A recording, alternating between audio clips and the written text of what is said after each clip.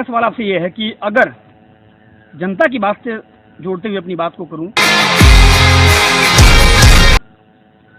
2012 से 17 में जब मैं चुनाव जीता था तो जनता ने अपने विश्वास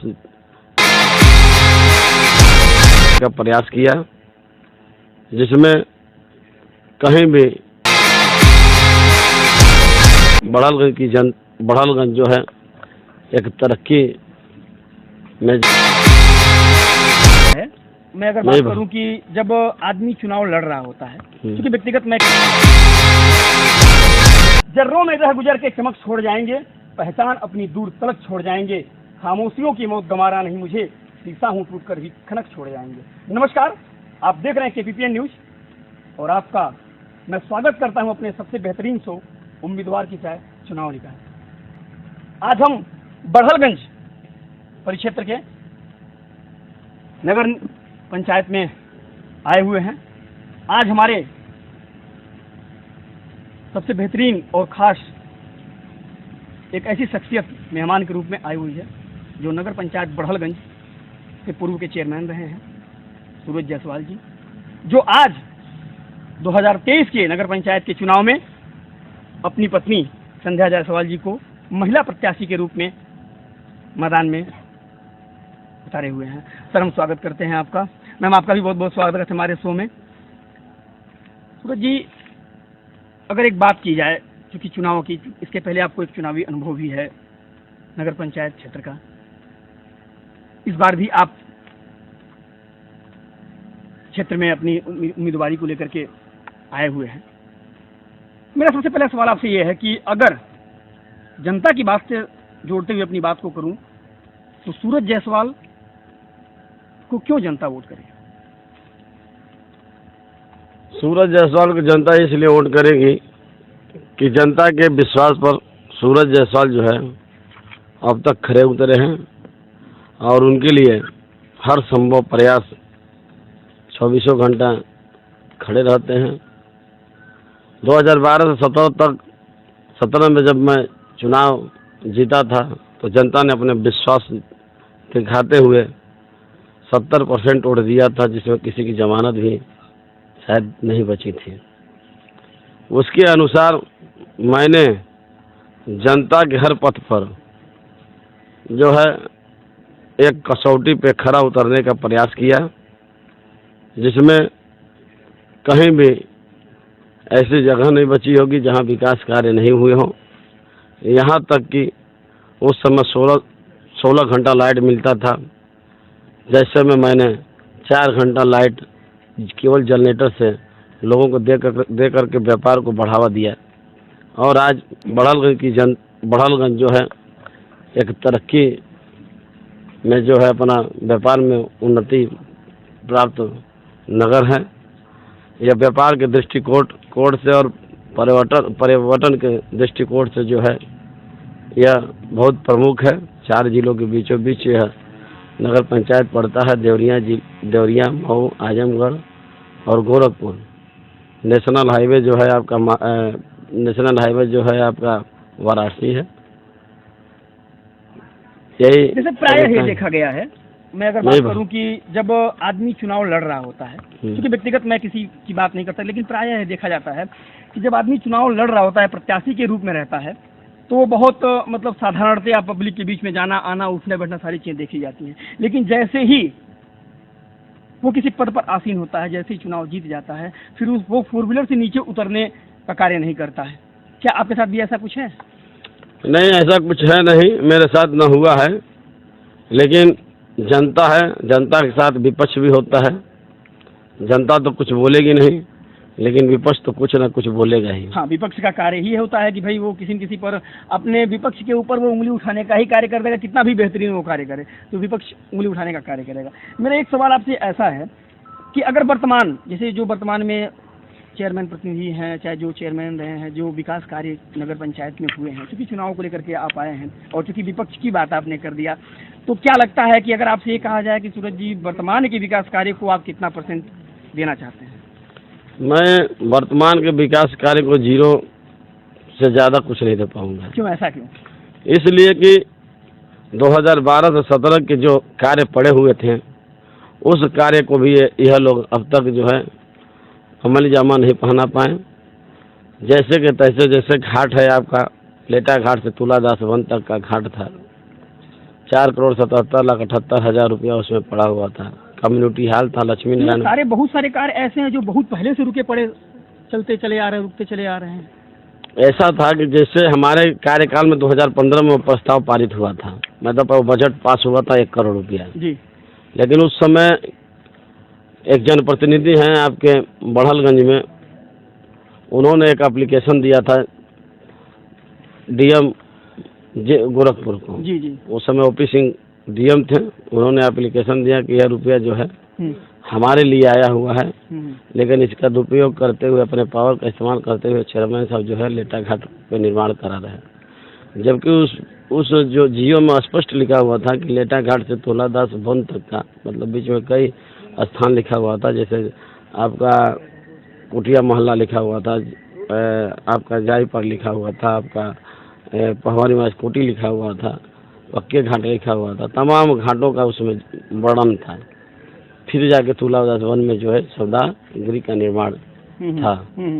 लेकिन उस कार्य को रोकने के लिए किसी तरीके से पैसा जो है वापस चला जाए, उसमें षड्यंत्र रचा गया। लेकिन 2017 में उस जांच जो है हमारे पक्ष में आया और उसमें उस समय मैंने निर्माण कराया, जिसमें जो है कर्पूरी जी ठाकुर महाराज का एक धर्मशाला बना हुआ है और उसमें रनिंग पेमेंट जो है वह है। बाकी का पैसा आज तक पड़ा हुआ है। उस समय के टेंडर जो दिया गया था वह कृतिका इंटरप्राइजेज जो है मऊ आपके चुन्नू सिंह को दिया गया था। मतलब आपके हिसाब से 5 सालों में कोई कार्य हुआ नहीं? कुछ कार्य नहीं हुआ। ऐसा कैसे हो सकता है कि 5 सालों में, क्योंकि आपने अभी विपक्ष की ही बात कही, लेकिन फिर भी और हम ये देखा जाए कि 5 साल का समय बहुत समय होता है किसी भी क्षेत्र को एक स्वर्ग बनाने के लिए, अगर आदमी चाह ले तो। लेकिन ऐसे में आप 0% देना चाहते हैं कि इसलिए कि विकास तो हुआ है लेकिन प्रतिनिधियों का हुआ। 3 प्रतिनिधि थे उस समय। ये पहला टाउन एरिया होगा जहाँ पे 3 प्रतिनिधि थे, जबकि और रूल नहीं है, कोई शासनादेश नहीं है कि प्रतिनिधि नियुक्त हो। अच्छा, मतलब 3 प्रतिनिधि पद लेकर के आपकी चीजें हैं। हाँ, 3 प्रतिनिधि। मैं आपकी बात को यहाँ पर रोकते हुए इसलिए कहना चाहता हूँ कि ऐसा क्या रहा, जैसे कि अगर आपकी ही बातों पर पलटवार किया जाए कि चीजों को लेकर के कि समाजवादी पार्टी में शुरू से देखा गया कि आप एक इकलौते प्रत्याशी के रूप में, और अभी तक आपका टिकट फाइनल हुआ, इस पर क्या सोचा जाए कि समाजवादी पार्टी से कोई टिकट नहीं मांग रहा था या बात कुछ और है? समाजवादी पार्टी में ने जब मैं यह बात रखा माननीय राष्ट्रीय अध्यक्ष जी से कि मैं जो है बढ़लगंज से चुनाव लड़ना चाहता हूं, तो उन्होंने कहा अगर आप चुनाव लड़ना चाहते हैं तो जनता के बीच जाइए और लखनऊ का दरवाज़ा मत देखिएगा। लोगों के जनहित और सामाजिक न्याय के आधार पर आप कार्य करिए और आप अगर इस कार्य में जो है सफल होते हैं तो मैं विचार करूंगा आपको टिकट देने के लिए। जैसे कभी आपके मन में ये चीज़ें नहीं आई कि जैसे अन्य पार्टियों में, आप पहली बार ऐसा देखने को हमको भी मिला कि बढ़लगंज नगर पंचायत में खास करके काफ़ी ऊहापोह की स्थिति पार्टियों में भी रही और प्रत्याशियों में भी रही, तो ये चीज़ें आपके मन में कभी डर नहीं आया कि कहीं ऐसा ना हो कि मेरे साथ में भी ऐसा हो जाए पार्टी को लेकर के? नहीं, ऐसा कभी नहीं आया।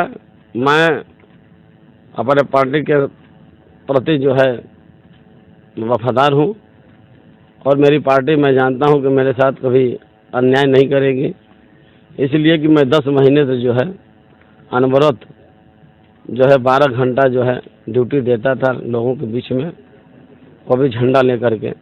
बहुत से चारों तरफ से दबाव आए प्रशासनिक तौर पर, चाहे किसी भी स्तर से। मैंने अनशन भी किया, अमर अनशन भी किया और झंडा भी ढोया।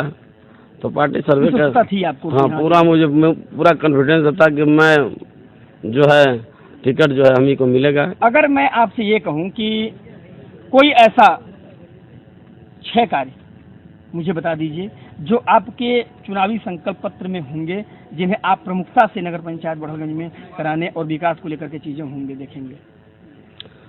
मेरा पहला प्राथमिकता तो ये है कि मैं बढ़लगंज को नगर पालिका बना दूं, इसलिए कि मैंने 2014-15 में नगर पालिका के लिए प्रस्ताव भेजा था जो भाषा कार्यपालिका और विधायिका से पास था और कैबिनेट में वह मंजूरी के लिए गया हुआ था।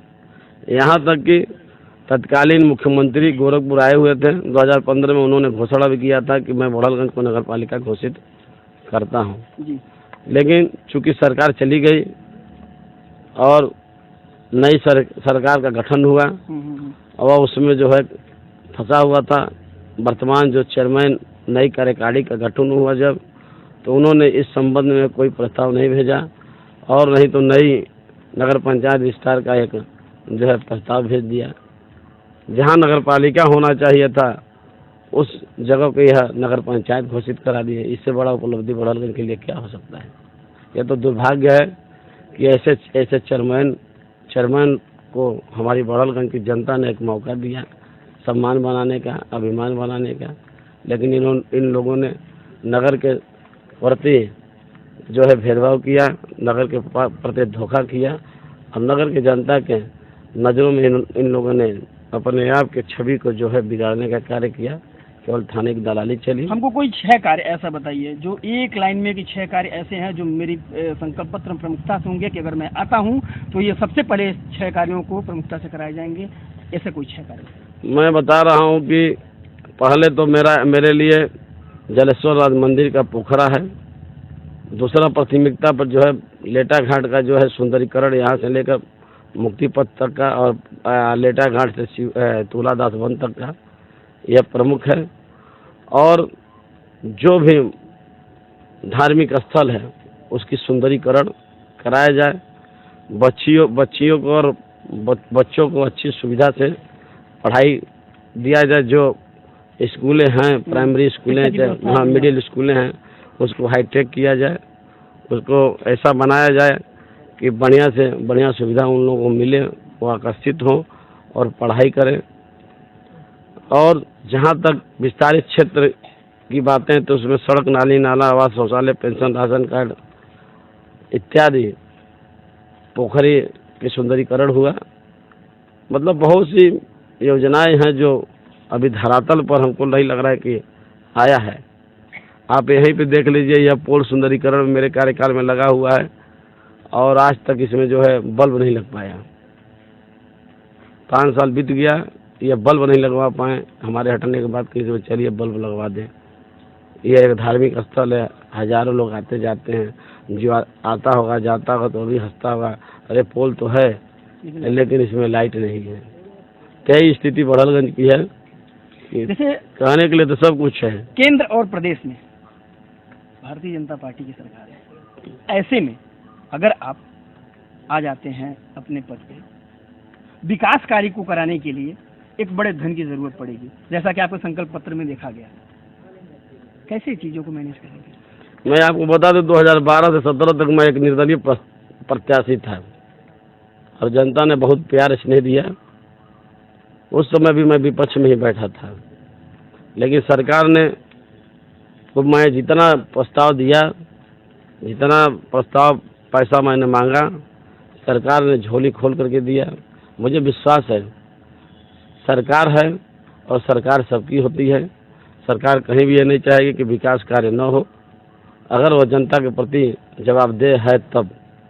अगर उस जनता के प्रति जवाबदेह नहीं है, इलेक्टेड बॉडी को कुछ नहीं समझते, लोकतंत्र को नहीं समझती है और जनता के वोट का मतलब नहीं समझती है, तभी जो है वो जनता के साथ धोखाधड़ी या छल का कार्य करेगी। लेकिन मुझे पूरा विश्वास है कि सरकार मैं जो भी प्रस्ताव दूंगा उस पर जो है, अगर आप आते हैं तो आपको विश्वास है कि पूर्ण विश्वास है कि सरकार कहीं भी कोताही नहीं करेगी। चुनाव में आप अपनी दावेदारी को लेकर के हैं, अपनी लड़ाई आप किससे मानते हैं कि आपको लग रहा है कि हाँ हमको इनसे लड़ना पड़ सकता है आने वाले समय में? मेरा दावेदारी जो है विकास, भ्रष्टाचार मुक्त और भय मुक्त समाज से है। क्योंकि दर्शकों की एक मांग थी हमारे कि जो मैं पहला सोचना जब शुरू किया तो मैं चूँकि पुरुष वर्ग के जो प्रतिनिधि के रूप में चूँकि महिलाएं, ये लगा कि महिलाओं को ज़्यादा सामने लाने से बेहतर है कि जो प्रतिनिधि हैं उनसे बात किया जाए। लेकिन हमारे दर्शकों की एक मांग थी कि महिला प्रत्याशी हैं तो उनकी भी काबिलियत देखी जाए, समझी जाए। क्योंकि सारे लोग, कोई MA BA लिखवा रहा है, कोई BA बीपीएड तमाम तरह की बातें, कोई शिक्षिका, तमाम तरह की बातें आ रही।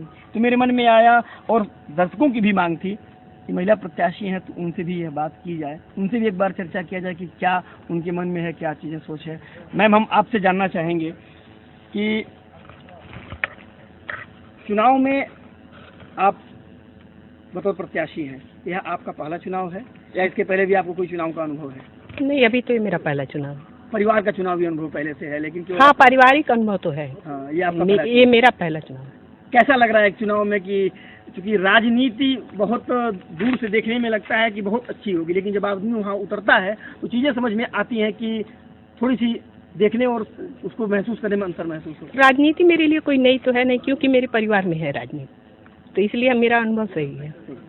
अगर आपसे ये सवाल किया जाए कि अगर संध्या जी आप अध्यक्ष पद पर आती हैं तो खास करके महिलाओं के लिए कोई एक ऐसी आपकी सोच हो जो आप आती हैं तो महिलाओं के लिए कुछ बेहतर करने का सोच रखी है? क्योंकि मैं खुद एक महिला हूँ और महिलाओं के विकास, सम्मान और सुरक्षा के लिए जो भी हमसे बन पड़ेगा वो सारा हम प्रयास करेंगे।